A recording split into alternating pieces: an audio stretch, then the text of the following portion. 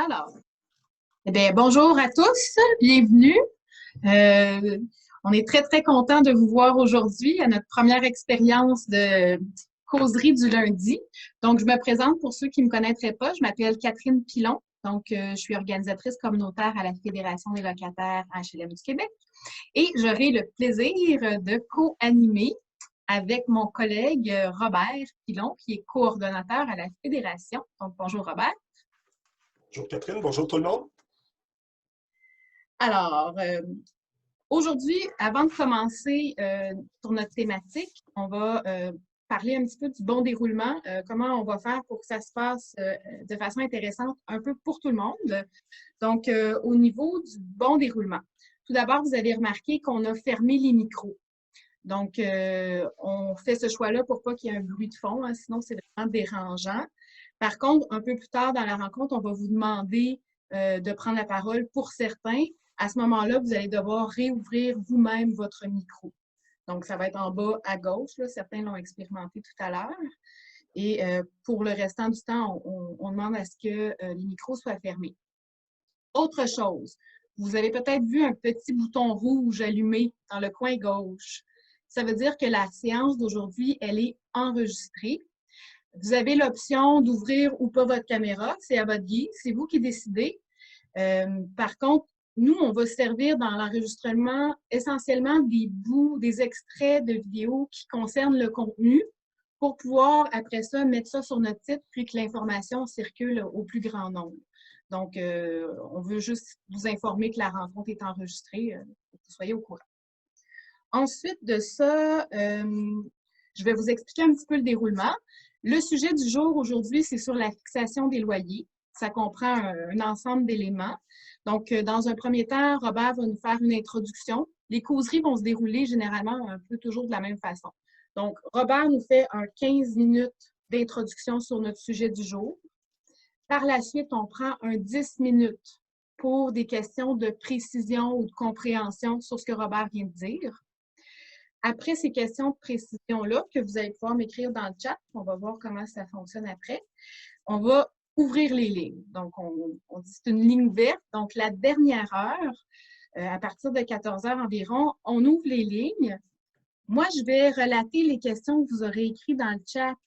Donc, les principales ou les plus intéressantes, je pense qu'il va y en avoir beaucoup.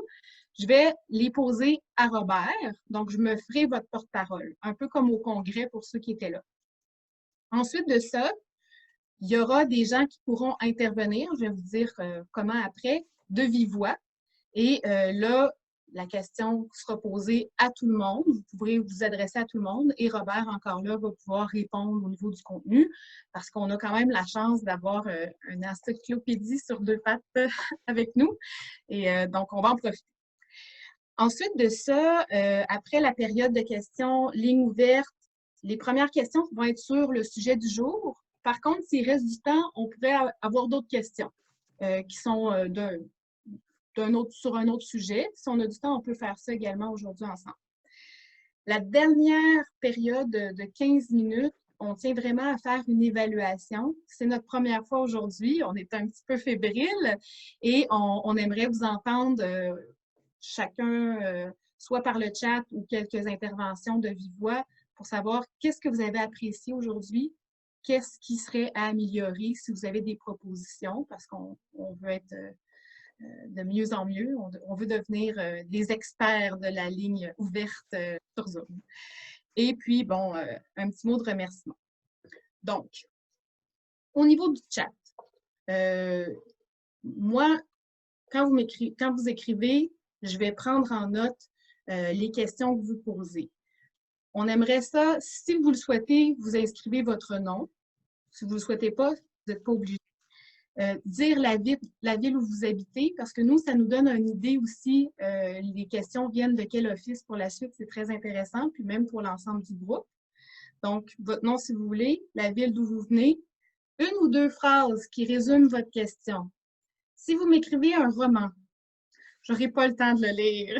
Donc, c'est sûr que faites l'effort de résumer votre question pour que, à l'œil, je comprenne bien, là, OK, oui, c'est une question de précision sur ci, sur ça, puis que je puisse la relancer à Robert au moment voulu. Et ceux qui souhaitent prendre la parole, donc vous m'écrivez après, bon, j'ai une question, est-ce que j'ai le droit d'avoir de la visite? Question simple. Donc, si vous souhaitez prendre la parole, vous marquez après « Je souhaite prendre la parole ». Et évidemment, on va voir un petit peu avec la participation de tous combien, puis le temps aussi qui nous est imparti, combien de place on peut faire aux commentaires directs comme ça pour vous céder la parole, pour que ça soit interactif. Ça vous va? Oui, j'espère.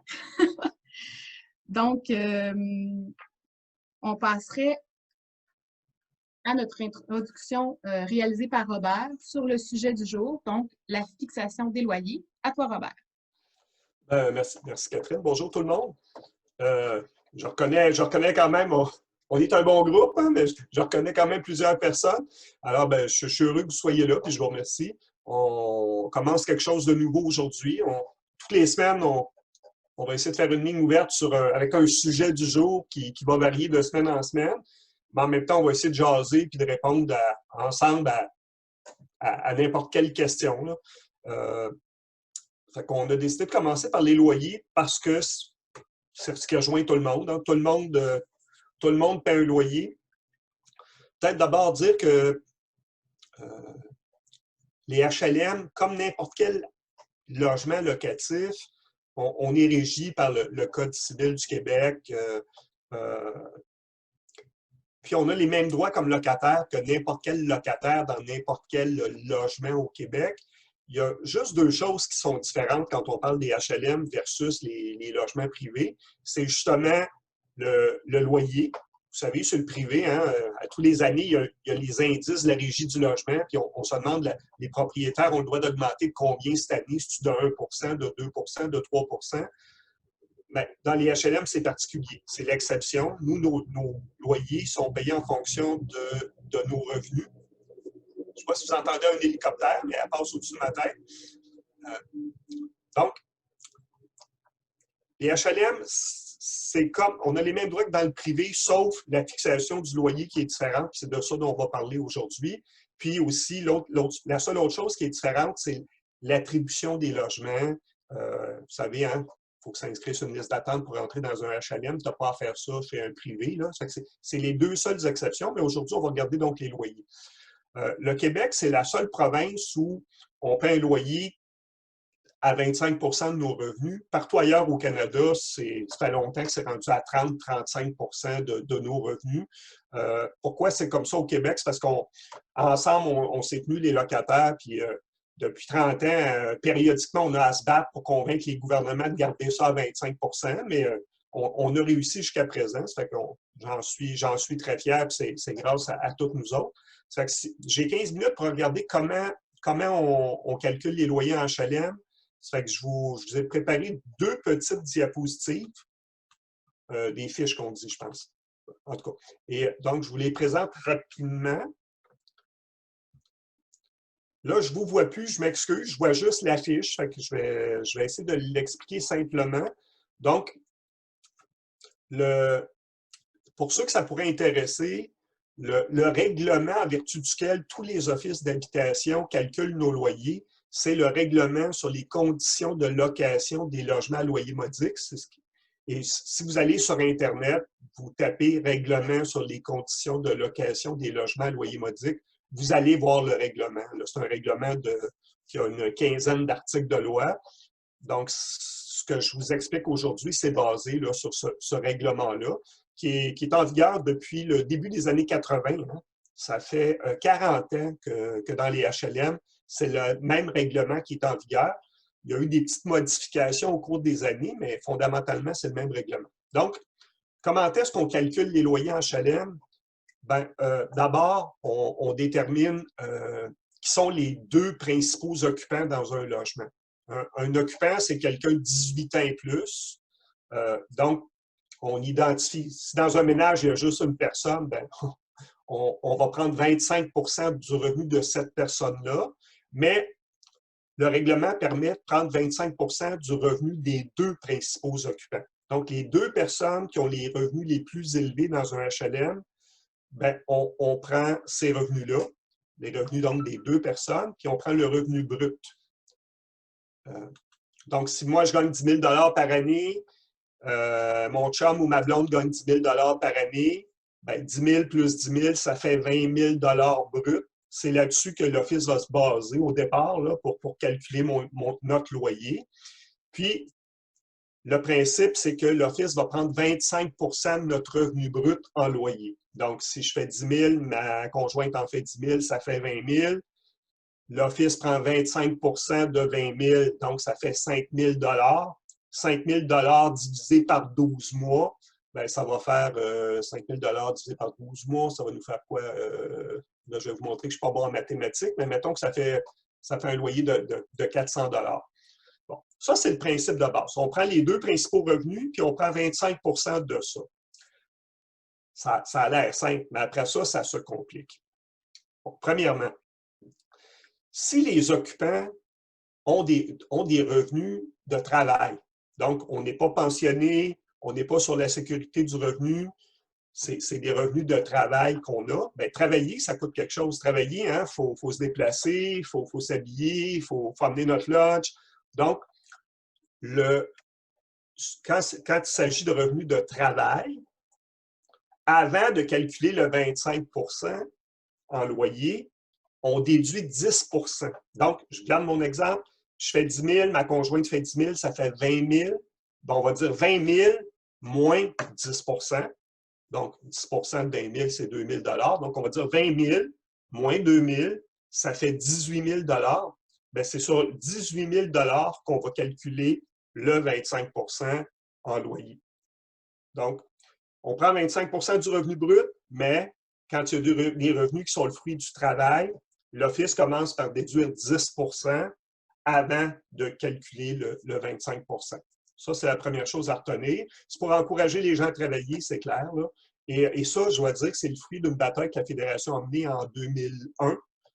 C'est nous qui nous sommes battus pour obtenir cette déduction-là là, de 10 pour encourager les gens à travailler. Parce qu'avant ça, il n'y en avait pas de déduction. On se basait sur le revenu brut, ce qui était plutôt injuste.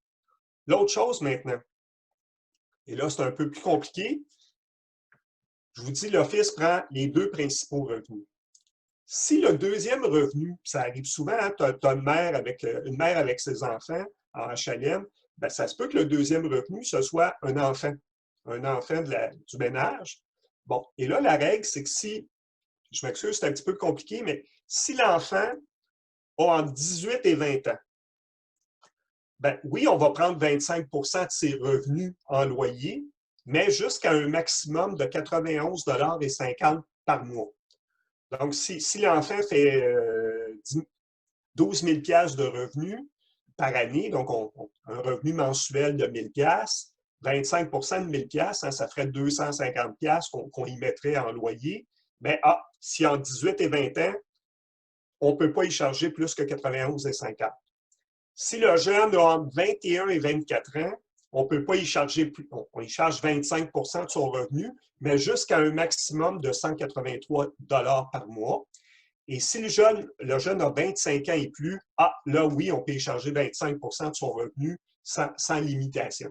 Donc, je garde mon exemple, le jeune fait 1 000 $ par mois de revenu, il est deuxième occupant, bien, 25 de 1 000 $, lui paierait une contribution de 250 $ au loyer, plus le 25 de l'occupant numéro 1. Bon. À ces calculs-là, là, quand vient le temps de mettre le prix du loyer, on soustrait également un abattement de 2 pour des revenus de travail. Donc, je garde mon exemple, mettons que je fais 1 000 $ par mois, on dit, bon, 25 de 1 000 $, ça serait 250 $. OK, 250 $ de loyer. Monsieur Pilon fait 1 000 $, 2 de 1 000 $, c'est 20 $.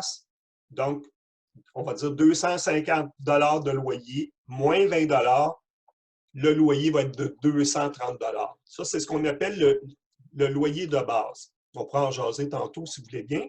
À ce loyer de base-là, on ajoute, pour chaque autre personne indépendante dans le ménage, on ajoute un montant forfaitaire qui peut être montant forfaitaire qui est basé sur 25 des revenus de la personne, mais jusqu'à un maximum de 91,50 $ par mois.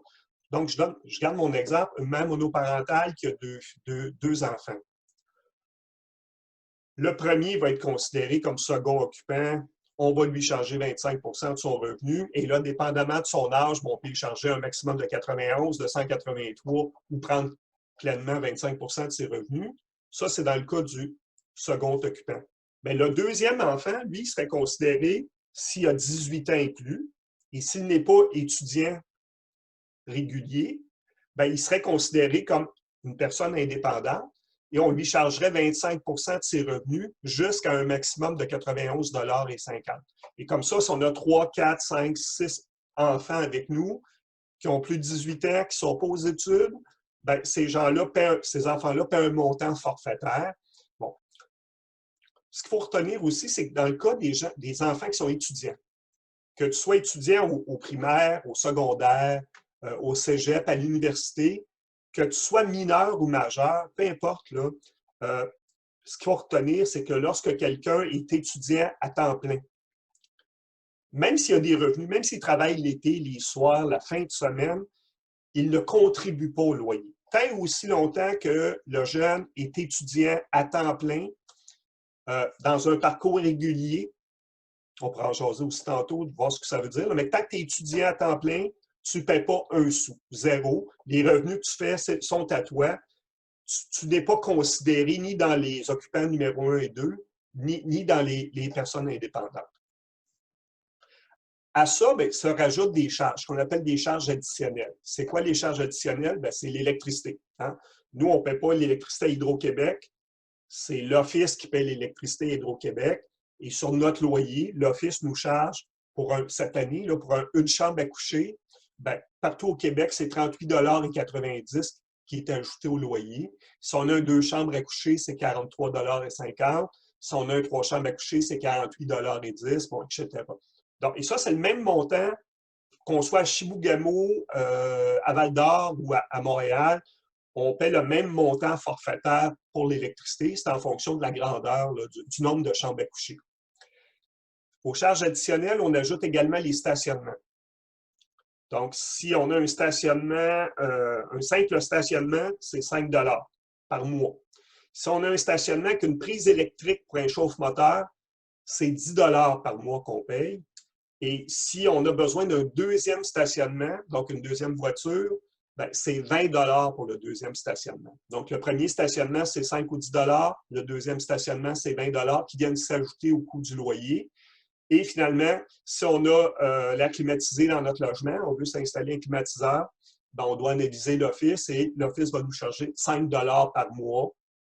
Sur 12 mois, ça fait 60 $ en électricité pour le climatiseur. Ça, c'est la façon dont l'Office calcule les loyers. Il faut dire que ça, c'est dans un logiciel. Hein.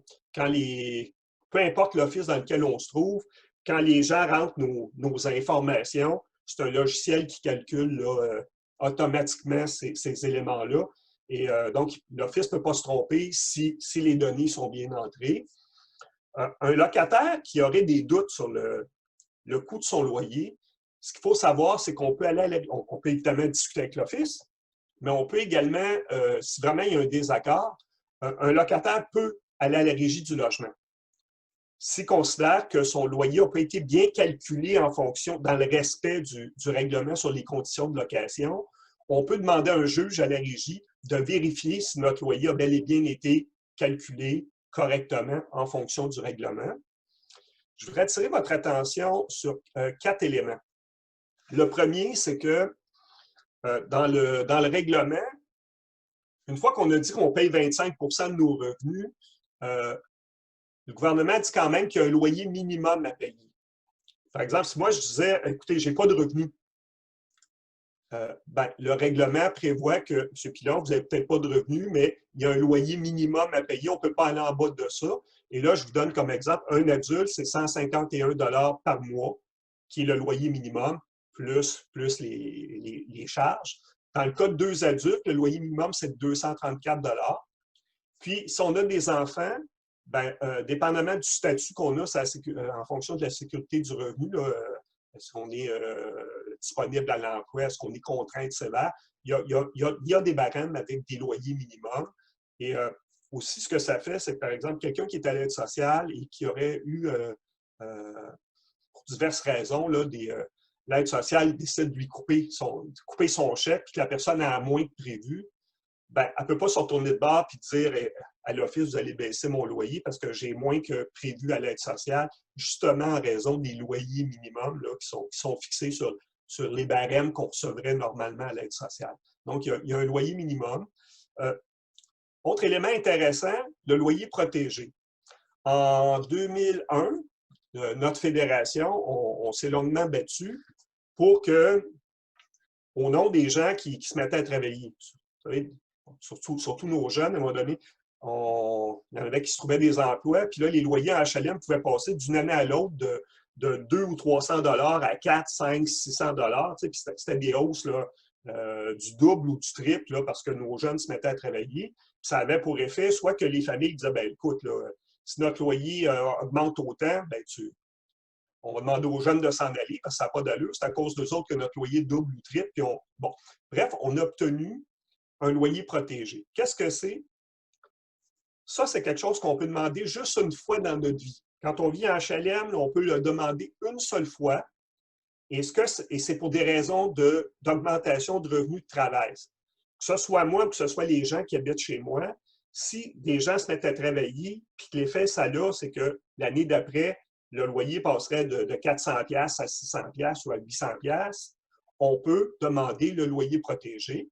Et dans ce cas-là, je vous explique ce que c'est. Le loyer protégé, ça peut être, je donne l'exemple, on était à 300$ de loyer, mon jeune se met à travailler, on prend 25 % de son revenu, ça fait, il y a une bonne paye, mettons, il fait 1000$ par semaine, 25 % de 1000$, ça fait à peu près 200 quelques dollars, donc mon loyer passerait de 300 à 500$. Je demande le loyer protégé. Ce que ça fait, c'est que chaque année, l'Office va nous augmenter de seulement 50$. Donc, mon loyer passerait de 300, l'année d'après à 350, l'année d'après à 400, l'année d'après à 450. Vous voyez, c'est une espèce d'escalier où l'Office nous augmente seulement de 50$ par année au lieu de nous augmenter de 200 ou 300$.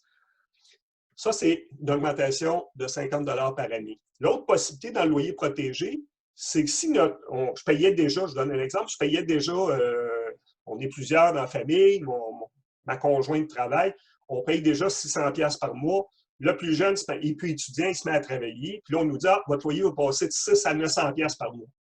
Je peux aussi demander le loyer protégé, mais à ce moment-là, on va geler mon loyer pendant 3 ans à un montant. Et là, le montant, dans ce cas, si j'étais une personne seule, le loyer, on pourrait le geler à 555$. Si je suis une famille, c'est à 619$. Ou si je payais déjà plus que 619$, mais je vous donne un exemple, avec mon épouse, on travaille puis on est déjà à 630$ par mois. Mon fils ou ma fille se met à travailler, on monterait à 900$. Si je demande le loyer protégé, bien, je vais rester au montant où je suis pendant les 3 années suivantes. Donc, il faut retenir là, que ça existe un loyer protégé. C'est pour empêcher le loyer d'augmenter en fou pendant 3 ans si on travaille. On pourra en discuter aussi tantôt. Notamment, il faut savoir que ça ne s'applique pas quand on a également des revenus des prestations de la sécurité de la vieillesse. C'est vraiment pour encourager les gens à se mettre à travailler. On pourra en parler tantôt. 2 autres éléments importants, la réduction de loyer. Beaucoup de gens le savent, mais ce n'est pas tout le monde qui le sait. En HLM, on a cette chance-là. L'Office calcule nos revenus sur les loyers, sur nos déclarations d'impôts de l'année précédente pour fixer notre loyer de l'année suivante. Mais si nos revenus baissent, hein, j'ai déclaré, je ne sais pas moi, des revenus de 10 000$ l'an passé, ça me fait un loyer d'autour de 250$.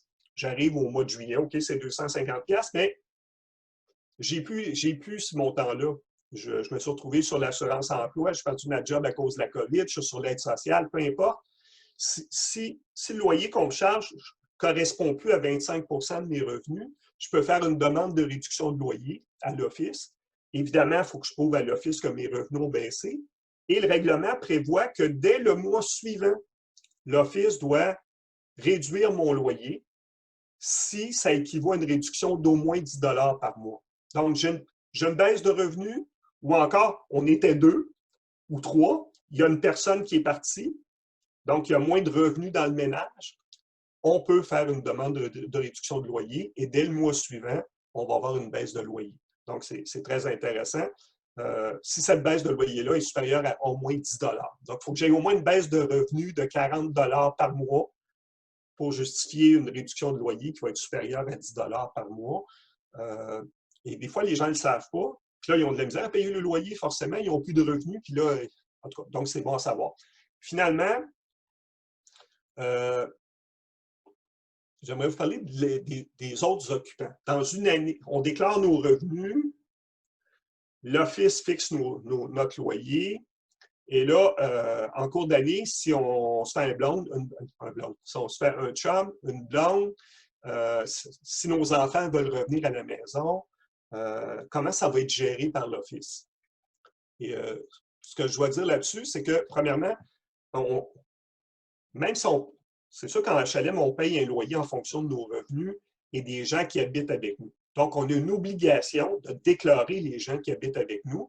D'ailleurs, le règlement prévoit que lorsque quelqu'un vient élire domicile fixe chez nous, donc il vient rester chez nous, là, il ne reste pas ailleurs, il vient demeurer chez nous, on a l'obligation légale dans les 30 jours qui suivent de le déclarer à l'Office municipal. Ça, c'est notre obligation. On n'a pas l'obligation de demander la permission à l'Office. Est-ce que mon fils peut rester avec moi? Est-ce que je peux me faire une blonde? Est-ce que je peux héberger? Ce n'est pas une permission qu'on demande à l'Office. On est dans un pays libre. Hein? L'Office, ce n'est pas mon père ou ma mère. Je n'ai pas de permission à demander sur qui va demeurer avec moi. Mais si cette personne-là vient élire domicile fixe à la maison, je dois en aviser l'Office dans les 30 jours. Pourquoi? Parce que lors du renouvellement du bail, l'Office va évidemment tenir compte de la présence de ces personnes-là dans le calcul des loyers. Et si je ne le faisais pas, ça serait une fausse déclaration. L'Office pourrait aller à la Régie du logement contre moi pour me mettre dehors pour fausse déclaration. Donc, ce qu'il faut savoir, c'est qu'on n'a pas de permission à demander, on peut héberger des gens, il faut les déclarer à l'Office, il faut s'attendre à ce qu'ils vont être pris en considération dans le calcul du loyer l'année suivante. Et il faut savoir aussi là-dessus, c'est que donc, par la bande, c'est quoi la différence entre la visite et un occupant non déclaré? De la visite, c'est des gens qui viennent, qui restent une journée, une nuit, une semaine, 2 semaines. Mais tu sais, de la visite, ça vient, ça s'en retourne. Ces gens-là ont des logements ailleurs. Lorsque des gens viennent demeurer chez nous et qui n'ont pas d'autres logements, c'est plus de la visite. C'est des occupants et ces gens-là, on doit les déclarer. Écoutez, j'arrête là-dessus parce que je n'ai pas vu le temps filer. Il y a beaucoup de questions, Robert. OK. Donc, j'arrête là-dessus. Oui. Donc. J'ai-tu respecté mon 15 minutes? Ou... Non. Mais c'est pas grave. C'est intéressant. Je t'ai pas interrompu trop. Vous allez voir, on essaie, c'est un jeu, hein? Des fois, je vais peut-être interrompre Robert, mais c'est entendu. Mais bon, on y va avec les premières questions. Là, on a parlé d'occupants additionnels, là, de la visite ou quelqu'un qui s'ajoute au bail. On aimerait savoir un aidant naturel. Fait que là, je vais t'en poser 4, mais j'en ai d'autres après, Robert. Fait qu'on en fait 4 en rafale, puis on fera d'autres questions par la suite. Donc, un aidant naturel, comment ça se passe? Si j'ai un aidant naturel qui vient habiter chez moi, c'est pas mon fils, c'est pas mon père, c'est pas... mais il s'en vient m'aider. Est-ce que c'est calculé ou pas, puis comment? Première question. Deuxième question, là, on n'a pas parlé des difficultés de paiement. Mais là, admettons que j'ai une difficulté de paiement, j'arrive pas à payer mon loyer. Comment ça se passe? Comment l'Office va m'interpeller? Je vais l'appeler? Qu'est-ce qu'on fait dans ce temps-là? Et là, on a 2 autres questions qui concernent vraiment plus l'aspect précision. D'abord, on a Mme Cécile Fournier qui demande au niveau du loyer minimum. Si je suis une occupante seule, moi, mon revenu, si on calcule 25 % de mon revenu, mon loyer, il est inférieur au loyer minimum.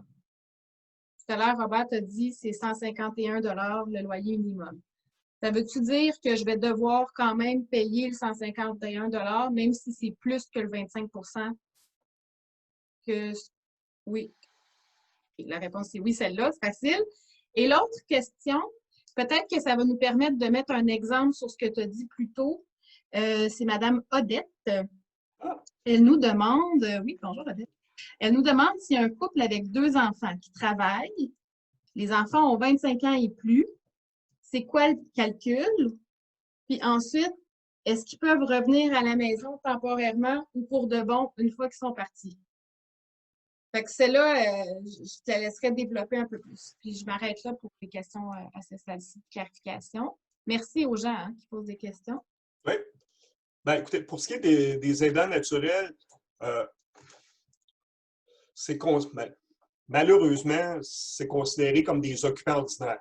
Peu importe le motif pour lequel une personne vient demeurer chez toi, que ce soit parce que tu es en perte d'autonomie, puis grâce à elle, tu vas pouvoir continuer à demeurer dans ton logement, ou que ce soit des enfants que tu héberges ou tes petits-enfants. Peu importe le motif, quand la personne elle habite chez toi et qu'elle n'habite pas ailleurs, tu dois la déclarer, puis elle va être chargée, à moins qu'elle soit étudiante, qu'elle ait un statut d'étudiant à temps plein, là, ou dans ce cas-là, elle ne paie pas du tout. Mais dans tous les autres cas, elle va être considérée soit comme occupant d'eux, puis là, mettons que tu es tout seul, on le voit chez plusieurs personnes âgées, là, la personne âgée est toute seule, puis là, il y a sa sœur, un de ses enfants qui vient rester avec elle pour y rendre service. Essentiellement, c'est pour y rendre service. Hein? Ben, cette personne-là va être considérée comme second occupant. Puis l'année d'après, on va prendre 25 des revenus de cette personne-là dans le calcul du loyer. Puis des fois, le loyer va doubler. Une personne était toute seule, elle payait peut-être 350. Sa sœur ou son frère vient rester avec elle pour l'aider. Puis là, ça pourrait monter à 600, 700 piastres. Le règlement est mal fait dans le sens où on n'encourage pas les aidants naturels, soyons clairs. Là. Puis probablement que ça serait une amélioration qu'il faudrait gagner. Là. En toute logique, là, il y a du monde qui font des efforts pour agir comme aidant naturel. Ça ne devrait pas faire doubler le loyer, comme c'est le cas actuellement. Là, la personne qui a posé la question, là, elle met le doigt sur un vrai bobo, qu'il faut une injustice, je pense. Dans le cas des gens qui ont des difficultés de paiement, là, il faut se rappeler, il y a la loi. Tantôt, je disais, l'office est un propriétaire comme les autres. C'est le code civil qui s'applique.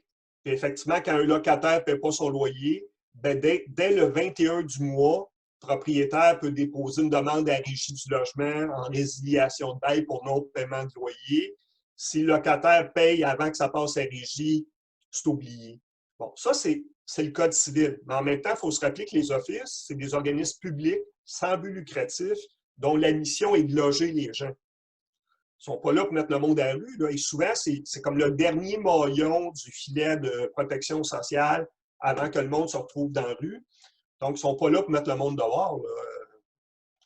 Donc, la plupart des offices, les bons offices, les conseils d'administration se sont dotés d'une politique sur le non-paiement de loyer pour dire aux employés de l'office, qu'est-ce qu'on fait avec le monde qui a de la misère à payer? Là? On a-tu le doigt sur la gâchette qu'on va à la régie le 21 du mois ou on met des efforts auprès des gens pour prendre des ententes de paiement avec eux autres. Puis s'ils respectent leurs ententes de paiement, bien, on va les garder et on va être bien content.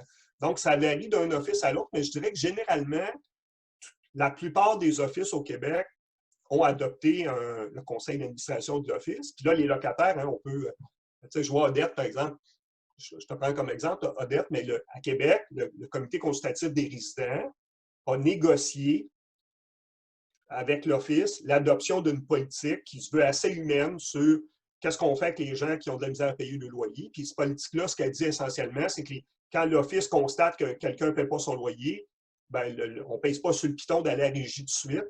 On court après la personne, on l'appelle, on court après, on voit ce qui se passe, pourquoi elle n'a pas payé. C'est le frigidaire qui a sauté ou c'est des problèmes plus lourds comme un mari violent. Bon, on vérifie ces choses-là, on prend des ententes pour réchelonner la dette sur les mois suivants, une entente raisonnable. Donc, il faut Le meilleur conseil qu'on peut donner aux locataires, c'est quand on est en difficulté de paiement, il ne faut pas hésiter à appeler rapidement l'office, les mettre au courant de la situation, puis montrer qu'on est de bonne volonté et qu'on veut prendre une entente de paiement. Je pense que c'est la bonne attitude à avoir comme locataire. Il ne faut pas être gêné, là, même si ce n'est pas facile. J'ai une petite question là-dessus, Robert. Moi, ça m'est déjà arrivé, quelqu'un qui m'appelle au bureau et qui me dit, écoute, Catherine, mon loyer, je ne sais pas pourquoi il n'est pas passé. L'office ne m'a même pas appelé. Il m'a envoyé un huissier. Puis là, il m'exige les frais de huissier. Ils ont-tu le droit de faire ça? Malheureusement, oui. C'est-à-dire que ou c'est un office qui est innocent, là, dans le sens où ils sont mal informés ou sont méchants. Parce que au Québec, là, un propriétaire, quand tu vas envoyer une mise en demeure à quelqu'un parce qu'il ne paye pas le loyer, tu n'as pas besoin d'envoyer un huissier à 80$ ou à 100$. Tu as juste besoin soit d'aller porter à la lettre et de le faire signer ou d'envoyer par courrier recommandé, puis ça coûte 6-7$. Tu n'as pas besoin d'envoyer un huissier. Ça fait qu'un office qui fait ça, c'est soit parce qu'ils ne savent pas, qu'ils sont un peu innocents, là, ou parce que carrément, ils sont un peu méchants et ils veulent. Parce que c'est sûr qu'un locataire qui ne paie pas, si on va à la régie du logement, c'est sûr qu'à la régie du logement, le régisseur va dire, bien, je condamne le locataire à payer son loyer, puis je le condamne aussi à payer les frais. Puis payer les frais, bien, ça voudrait dire payer le courrier recommandé à 7$ ou payer le huissier à 80$. Mais c'est très, très, très, très rare les offices qui utilisent des huissiers au Québec. C'est pas une chance, c'est pas monnaie courante. Là, puis, parce que c'est pas nécessaire. C'est pas nécessaire, puis c'est pas fin non plus. Là, pour ce qui est de... Là, je viens de voir que à la question plus compliquée, bon, deux adultes, deux enfants qui sont adultes. 25 ans. Lesquels vont être considérés comme... Ben, c'est les deux principaux revenus. Donc, les deux qui ont les revenus les plus élevés, ce n'est pas nécessairement le conjoint et la conjointe. Ça peut être la conjointe puis le fils ou la fille qui a le plus haut revenu. Donc, ils prennent vraiment les deux plus hauts revenus parce que les autres, on va juste leur charger un montant forfaitaire. Je dis juste. Légalement, on peut juste leur charger un montant forfaitaire de combien je disais tantôt? 89? 91,50. 91,50, excusez, ça a été augmenté. Mais tu sais, dans la vraie vie des familles, là, avec nos enfants, moi je peux en parler, mais plein de gens aussi peuvent en parler. Tu sais, nos enfants, il y en a beaucoup qui rentrent et qui sortent. Tu sais, avant, ils partaient pour se marier puis avoir une maison, puis tu sais, on ne les revoyait plus, mais c'est comme ça fait longtemps. Hein? Ils s'asseyent, ils reviennent, ils repartent, ils reviennent. Ça, c'est la vraie vie. Ce qu'il faut, c'est que faut aviser l'office. Oui, il peut y avoir, surtout avec des jeunes, c'est pas pour rien, là, les jeunes partent de plus en plus tard, puis ils partent de plus en plus tard parce qu'ils reviennent souvent aussi. Hein. Donc, il faut aviser l'office. Mon jeune revient, j'avise l'office. Ça se peut que la madame ou que le monsieur au bout de la ligne dise « Écoutez, jouez-vous au fou? Que voulez-vous, c'est la vie. Hein? C'est pas vrai que je vais mettre mon jeune dehors ou que je vais refuser de l'héberger parce que ça vous dérange dans vos calculs. C'est un petit peu comme les compagnies d'assurance. Quand on change de char, on appelle la compagnie d'assurance pour dire « j'ai change de char ». Bien, ça arrive souvent dans une année qu'on peut appeler. En tout cas, certains changent de char plus souvent. Des fois, tu vas appeler souvent la compagnie d'assurance pour dire que tu changes de char, puis ils changent la paperasse, puis tu en envoies d'autres.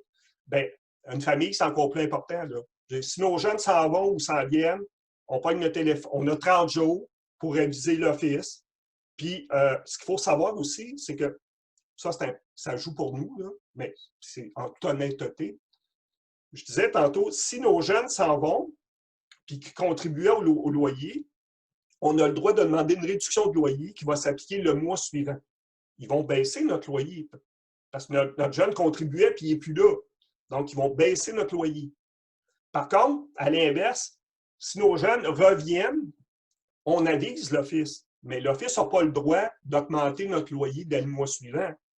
C'est lors du renouvellement du bail que l'office va augmenter notre loyer. Donc, ça joue un peu de notre bord, mais ce qu'il faut retenir surtout, c'est qu'il faut être honnête. Quand nos jeunes partent, on donne une réduction, on avise l'office, on donne une réduction de loyer. Si nos jeunes ou d'autres personnes reviennent, on avise l'office et au renouvellement du bail, il faut s'attendre à ce qu'ils contribuent en fonction de ce qu'on regardait tantôt. OK. Donc, merci Robert, toutes ces explications. Donc là, on a deux autres questions, en fait plusieurs autres, mais deux autres questions qui viennent d'apparaître. Et ben là, il n'y a personne qui me dit qu'il veut parler. Donc, même s'il est rendu 2h10, je vais continuer à faire votre porte-parole. N'hésitez pas, si vous souhaitez prendre la parole, me le dire. Je vous dirai à quel moment on vous donne la parole. Alors, nous avons Ah, là, je vois qu'il y ici... a Mme Alain qui a levé la main. Ah, OK. Ben, je vais juste poser les questions qui sont en liste. Donc, si je suis une mère monoparentale avec un enfant de 24 ans qui étudie à temps plein, est-ce qu'il doit payer 25 de son salaire pour un emploi, même s'il y a un emploi étudiant? Ben, c'est un bon exemple. Le- un jeune, peu importe son âge, là, qui est 18, 20, 24, 30 ans même, un jeune qui est étudiant ne paie pas un sou. Zéro. Il n'est pas considéré comme second occupant, il n'est pas considéré non plus comme personne indépendante ayant à payer un montant forfaitaire. C'est zéro. Donc, il peut travailler l'été, il peut travailler de soir, il peut travailler de fin de semaine. Tant qu'il peut prouver qu'il y a un statut d'étudiant régulier à temps plein, là, il ne verse aucun sou en loyer. Parfait. On a Marcel. Puis ensuite, je vais céder la Ah, parole à Jacqueline oui. Alain. Excuse-moi, Donc, Catherine, oui, juste un petit mot. Euh, vas-y. là, le mot-clé là-dedans, c'est étudiant à temps plein régulier. Oui, dans le Là temps. aussi, on peut dire que c'est des injustices, mais par exemple, un jeune qui aurait lâché l'école en secondaire 3, secondaire 4, puis qu'après ça, s'en va le soir à l'éducation des adultes pour essayer de finir son secondaire, il est pas, Courageusement. malheureusement, il ne fait pas partie de la définition qui est prévue dans le règlement d'un étudiant qui a à temps plein le parcours régulier. Euh, Même chose, quelqu'un qui s'en va faire un DEP, mettons le soir, c'est pas considéré comme des étudiants à temps plein, puis eux, malheureusement, ils contribuent. OK. Donc, on a Marcel Laplaine, de La Plaine. Pas La Plaine, qui habite à La Plaine. Donc, si un locataire, il manque d'argent, on était tout à l'heure dans les ententes de paiement. Et il y a combien de temps pour aviser l'office pour pas qu'il y ait un sans-fond qui coûte 65 Ça, malheureusement, c'est pas dans le règlement Oh, hein? provincial. Vous savez, au Québec, il y a 180 offices d'habitation. Chaque office a un conseil d'administration, des employés, et chaque office est libre de se donner une politique locale plus ou moins humaine. Il y a des offices qui, comme je le disais tantôt, ben, quand un chèque rebondit, ils vont se dépêcher d'appeler, de vérifier, de limiter les frais et les dépenses pour le locataire. Tu as d'autres offices qui sont sur le pilote automatique, puis qui se disent, regarde, si ça rebondit, on va le charger, puis on va aller à la régie. Fait que malheureusement, là, ça dépend de la gestion locale. Est-ce qu'elle est humaine ou pas humaine? Puis là, malheureusement, soyons francs, il y a plein d'offices qui sont super humains et super smart, puis qui sont des premiers de classe. Mais ces 180 offices, là, il y en a qui sont des derniers de classe, qui manquent d'humanité. Parce que c'est tellement plus facile de facturer puis d'aller à la régie que de travailler avec le monde, puis de comprendre leurs problèmes, puis de prendre des ententes.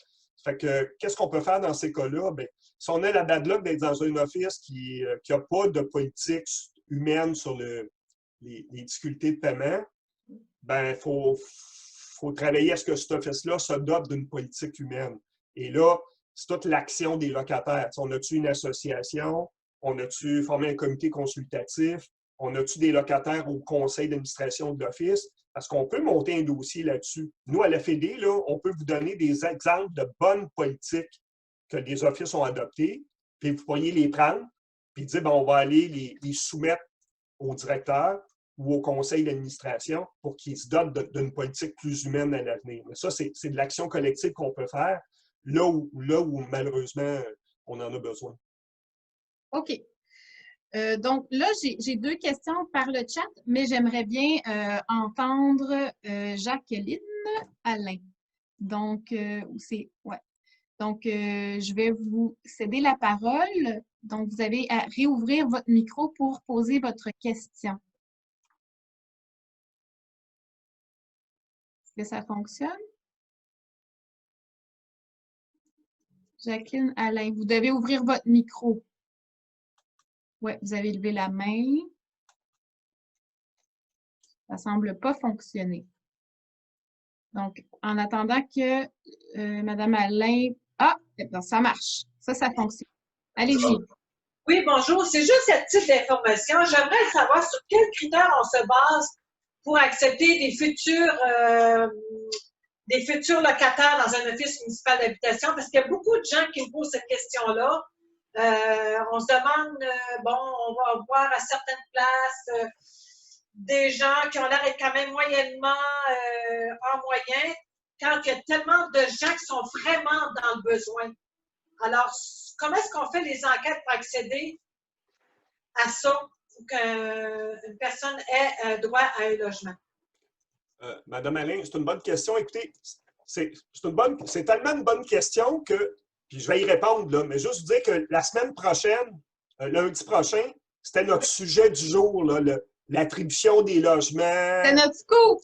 C'est notre sujet du jour de la semaine prochaine, mais quand même, puisque vous êtes là, on va en changer rapidement. Au Québec, là, les HLM, c'est du logement public, c'est un service public, un peu comme les écoles et les hôpitaux. Les écoles, c'est public, les hôpitaux, c'est public. Tout le monde dans le besoin peut y aller. Il n'y a pas de recherche. Ce que je veux vous dire, c'est que c'est interdit. Il n'y a aucun office municipal au Québec qui a le droit de vérifier, par exemple, les antécédents d'un locataire. Il payait-tu bien son loyer? Y a-tu un casier judiciaire? C'était-tu propre chez eux? Tu n'as pas le droit de faire ça. Les seules conditions pour entrer dans un HLM que les offices peuvent vérifier, c'est est-ce que la personne réside au Québec depuis au moins 2 ans? Est-ce que la personne est à faible revenu? Parce que pour chaque région du Québec, il y a des seuils de revenus. Là. Pour une personne seule ou une famille, je donne des exemples, mais ce n'est pas les vrais chiffres, mais mettons, en Chaudière-Appalaches, une personne seule ne peut pas gagner plus que 18 000 $. Si ça gagne en bas de 18 000, elle est admissible à un HLM, mais si ça gagne juste au-dessus de 18 000, elle n'est pas admissible. Donc, tu as comme ça dans chaque région des seuils. Si tu es en dessous, tu as le droit d'appliquer. Si tu es au-dessus des seuils de revenus, tu n'as pas le droit au HLM. Donc, il faut juste que tu habites au Québec depuis 24 mois.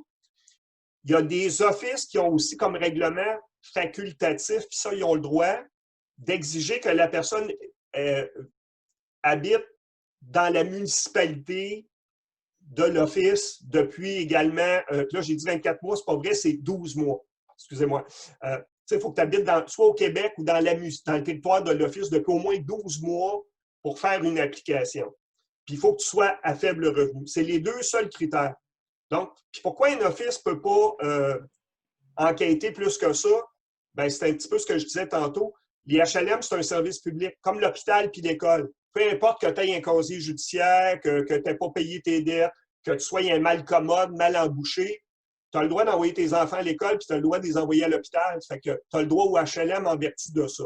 On pourrait en discuter si vous voulez, mais c'est clair qu'actuellement, aucun office peut enquêter sur les locataires. Par contre, puis on en parlera la semaine prochaine, il y a une clause dans le règlement qui dit que si tu as été mis dehors d'un HLM parce que tu ne payais pas ton loyer ou parce que tu troublais la vie des voisins, si tu as été mis dehors d'un HLM, là, tu ne peux pas rentrer aussi facilement que ça dans un HLM.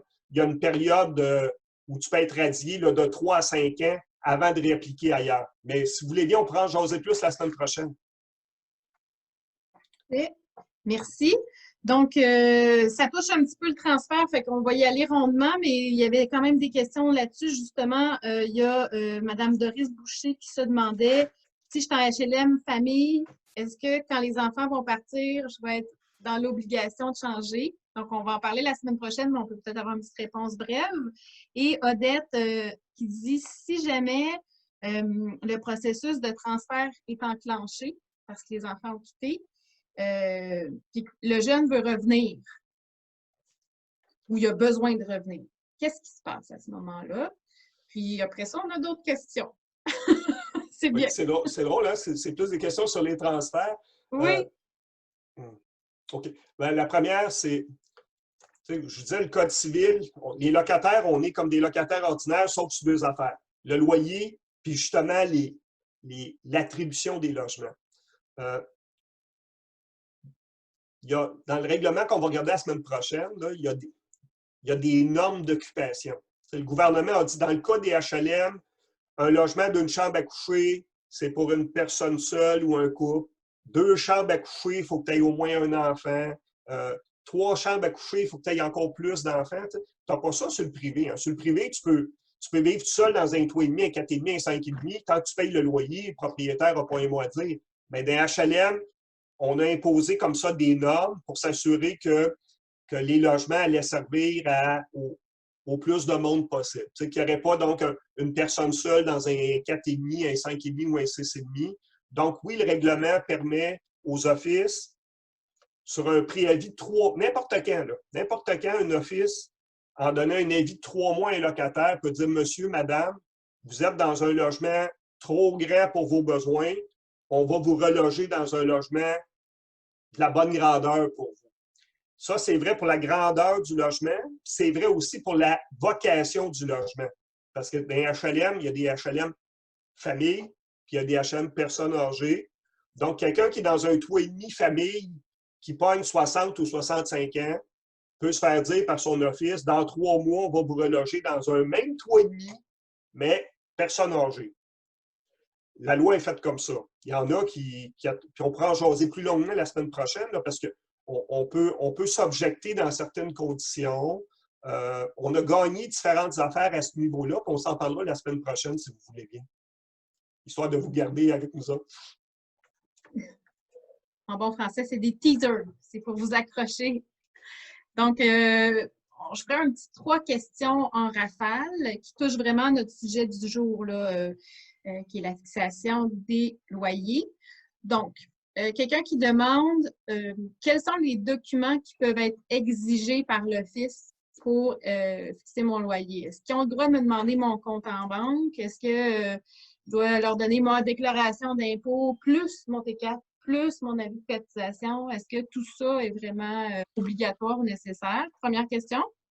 Deuxième question, admettons que moi, je suis sur l'aide sociale, j'ai une dette à l'aide sociale. Et c'est quand même un bon montant parce qu'il est arrivé quelque chose dans ma vie.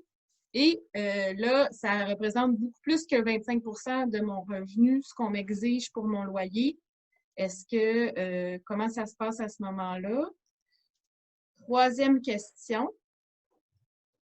Est-ce qu'il n'y aurait pas des frais, des déductions qui peuvent être faits pour le calcul de mon loyer parce que ma voisine s'est faite hospitaliser, puis ça a été calculé dans ses frais, comme ça a été enlevé de ses revenus. Est-ce que c'est normal ou c'est juste dans mon office? Y a-t-il d'autres déductions comme ça? Donc, voilà. C'est des bonnes questions de détail, mais importantes. Premièrement, comme on paye un loyer en fonction de nos revenus, puis c'est le gouvernement qui paye la différence, bien, surprenez-vous pas que le gouvernement donne le pouvoir aux offices de prendre tous les moyens nécessaires pour s'assurer qu'on déclare bien tous nos revenus, puis qu'il n'y a pas de travail au noir ou de passe-passe. Donc, dans ce sens-là, les offices ont le droit de demander toutes les pièces justificatives qui semblent nécessaires. Fait que là, c'est sûr que il y a de la routine. La routine, c'est qu'on demande l'avis de cotisation. Hein. Tu as fait tes rapports d'impôt, envoie-nous l'avis de cotisation du gouvernement, puis on va se baser là-dessus. Mais les offices peuvent également demander, si on a le moindrement des doutes, ils peuvent demander à peu près tout ce qu'ils veulent. Ils peuvent demander d'avoir une photocopie de votre livret de banque. Ça va jusque-là. Donc, oui. Est-ce qu'ils ont le droit de faire ça? Oui, ils ont le droit parce que c'est le gouvernement qui va payer la différence. Fait que le gouvernement a habilité les offices à faire toutes les vérifications nécessaires. Fait que c'est sûr que le moindrement qui ont des soupçons sur un possible travail au noir ou des revenus non déclarés, ils peuvent vous demander la galette. Est-ce qu'ils ont le droit? Oui. Il y a des locataires qui refusent de remettre certains documents. Ça va à la Régie du logement. Puis à tout coup, la Régie donne raison à l'Office. Des locataires peuvent même voir leur bail résilié s'ils refusent de donner les pièces justificatives demandées par les offices. Fait qu'ils ont le gros bout du bâton là-dessus, puis c'est un peu normal, même si c'est fatigant. Sur sur les dettes, ben, tu sais, tantôt, je parlais là, de loyer minimum. C'est en plein ça. La règle, c'est que tu payes 25 de tes revenus, mais le gouvernement a établi des loyers minimums. Tu ne peux pas aller en bas de ça. Donc, quelqu'un qui est sur l'aide sociale, qui malheureusement s'est fait couper ses chèques, puis que l'aide sociale en retient une bonne partie, puis qu'il y a beaucoup moins, ben, il va quand même payer le loyer minimum. Il ne peut pas dire, ben, baissez mon loyer. C'est pour ça, d'ailleurs, que le gouvernement a voté des loyers minimums là, en vertu. Et on ne peut pas aller en bas de ces loyers-là. C'est dommage pour les gens qui sont dans cette situation-là, mais ça fait que tu peux payer, dans certains cas, 30-40 de tes revenus dans un HLM parce que les offices ne peuvent pas baisser au-dessus de ces loyers minimums-là. Pour ce qui est des déductions, je m'excuse, j'en ai pas parlé tantôt, mais j'ai dit on prend 25 des revenus. Si c'est des revenus de travail, on déduit 10 %. Mais dans le règlement, il y a toute une série de petites exclusions. Je donne 2 exemples. Les pensions alimentaires. Si je suis une femme et que je reçois une pension alimentaire de mon ex, c'est considéré comme un revenu. Mais depuis peu, là, depuis même pas une année maintenant, c'est une maudite bonne nouvelle, si je reçois la partie de la pension alimentaire que je reçois pour les enfants, mais vraiment la partie pour les enfants, pas la partie pour moi, mais la partie pour les enfants, c'est plus considéré comme un revenu. Donc, l'Office, ça peut être des montants, je sais que c'est dur d'avoir une pension, puis il faut courir après, là, mais ceux qui réussissent, là, ça peut être plus de 300 $ par mois en pension pour enfants, pour chacun de nos enfants qui ne sera plus considéré dans le revenu. Donc, je ne sais pas si ça existe, là, mais mettons une femme avec 2 enfants, l'ex versait 300 $ pour chacun des enfants, bien, ce 600 $-là par mois ne sera plus considéré par les offices dans le calcul du loyer. C'est formidable, ça vaut la peine de se renseigner. L'autre exemple, c'est pour les personnes âgées, les frais d'hospitalisation. Si je me casse la hanche, je suis 3 mois en réhabilitation, ben, ces 3 mois-là, je peux faire diminuer mon loyer parce que j'ai dû payer pour... même, on dit que c'est gratis, là, mais c'est pas gratis quand tu es hospitalisé. Donc, il y a plusieurs éléments. Là. Un autre, ben, je donne cet exemple-là, mais les gains. Les gains de loterie ou les héritages. Dans HLM, ça arrive que des gens reçoivent des héritages. J'ai rarement vu des gros montants là, parce que si on était riche dans la famille, on ne serait pas nécessairement en HLM, mais les gens reçoivent un 10 000, un 20 000. Ce qu'il faut savoir, c'est que ces héritages-là, ce n'est pas considéré comme un revenu. On peut le dire parce que l'Office ne nous chargera pas là-dessus. Ce qui peut être considéré comme un revenu, c'est la même chose que des gains de loterie. Là. Je gagne, je vais dire au bingo, mais là, c'est dangereux de jouer au bingo. Là. Mais je gagne à la loterie un montant, je n'ai pas à me cacher de ça. Ce n'est pas considéré comme des revenus dans le calcul du loyer. Ce qui va être considéré comme un revenu, c'est si j'ai un héritage, par exemple, de 10 000, puis que je le place à la caisse, les intérêts que je vais faire là-dessus, ils ne seront pas gros là, de ce temps-ci. Je ne sais même pas s'il va en avoir. Mais tu sais, donc, quand on place de l'argent, de gains de loterie ou d'héritage, c'est les intérêts qu'on pourra faire l'an prochain qui seraient considérés comme un revenu. Par exemple, je place 10 000, je fais 100 $ d'intérêt, bien, c'est 100 $ là qui vont être considérés comme un revenu. Moi, je vous inviterais, ceux qui ont des questions plus précises, bien, c'est d'aller à compter de demain sur le site de la Fédération. On va mettre, sur la première page, on va mettre non seulement le règlement dont je vous parlais tantôt, le règlement, mais il y a aussi un document que la Société d'habitation du Québec a produit. C'est un document de 60 pages. Tout est là. Tu sais, quand les offices, quand on va à l'office, puis qu'eux autres se demandent si on va-tu le charger ou pas, c'est dans ce document-là qu'ils regardent. On va le mettre sur notre site. Puis pour les cas un peu plus, si vous avez des questions plus touchées, là, bien, vous pourrez aller voir là. Peut-être